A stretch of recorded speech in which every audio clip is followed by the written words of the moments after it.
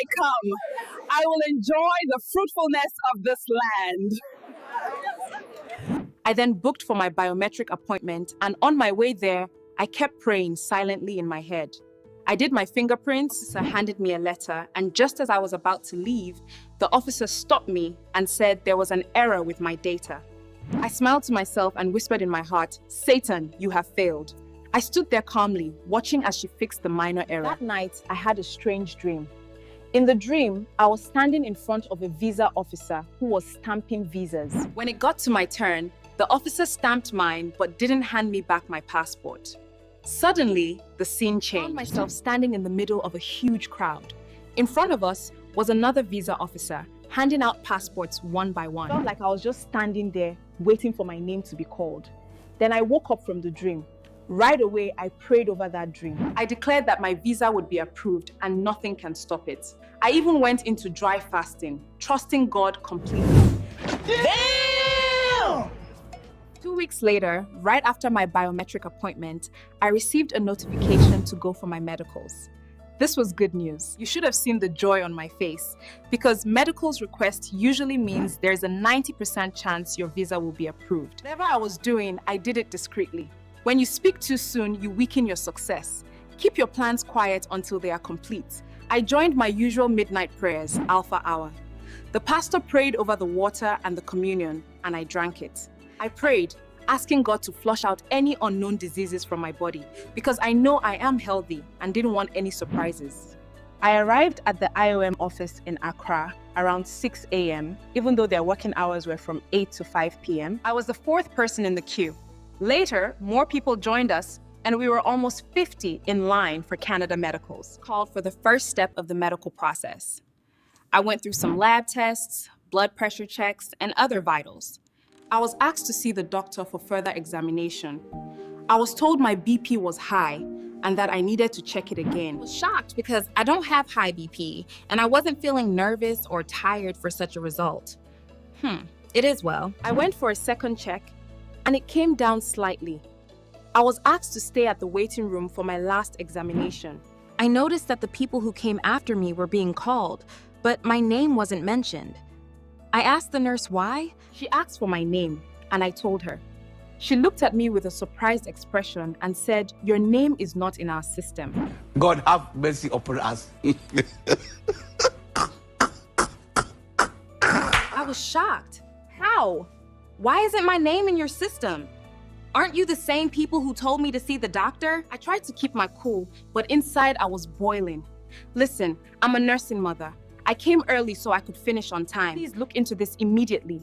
The nurse said, "We'll check, but until your name appears, there's nothing we can do." You get it? If you don't get it, forget about it. The nurse said, "Please remain calm," and I told her, "How can I remain calm? It's 10:30 a.m. now, and I thought I would be home at 12 p.m. I sat, watching others get called. Some finished and even went home. Me, still there.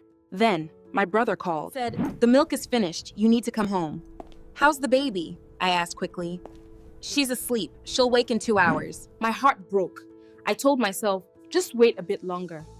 I asked the nurse again, "Has my name appeared?" She shook her head and said, "This has never happened before." Then, at 2 p.m., my phone rang again. "The baby awake? Where are you?" I could hear her crying. Tears streamed down my face right there in that clinic. I was shaking and restless at that moment. I told him to give her water, and I'm coming home right away. Just when I was about to leave, I heard something prompting me to pray. I prayed and cried for mercy from God. And in 30 minutes' time, there was no sign. At this point, I had lost my faith. I picked my bag and sat in my car to go home. A few moments later. Then I heard a knock on my car. "Alice, your name has been found." I screamed, "Thank you, Jesus. I'm destined to be a winner. I have an assignment to fulfill. If touch me, thunder go strike you." I rushed to do the x-ray, and there was no issues with the results. Then I rushed home to feed my baby. I am a winner. I am a winner. The devil knows that I am a winner. That night, I sowed my seed to my pastors and thanked God for victory.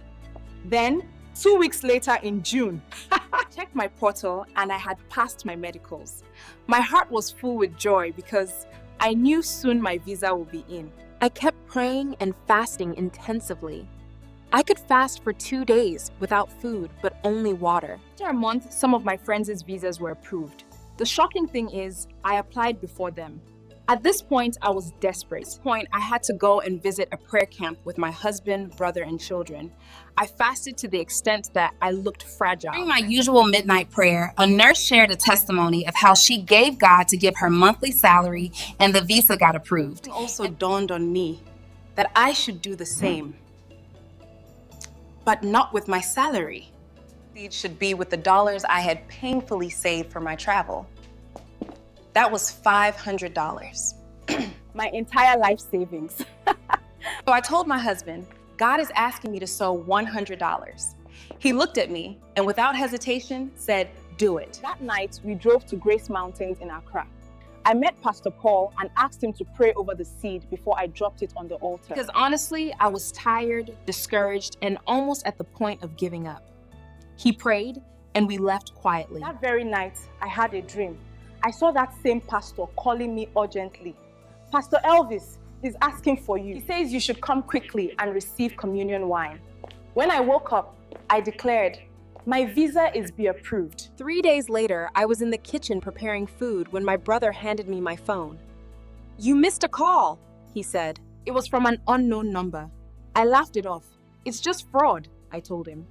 Suddenly, I had an email notification. An email from my heart was pounding so hard I could barely breathe. I checked and my visa had been approved. Canada, here I come. I will enjoy the fruitfulness of this land.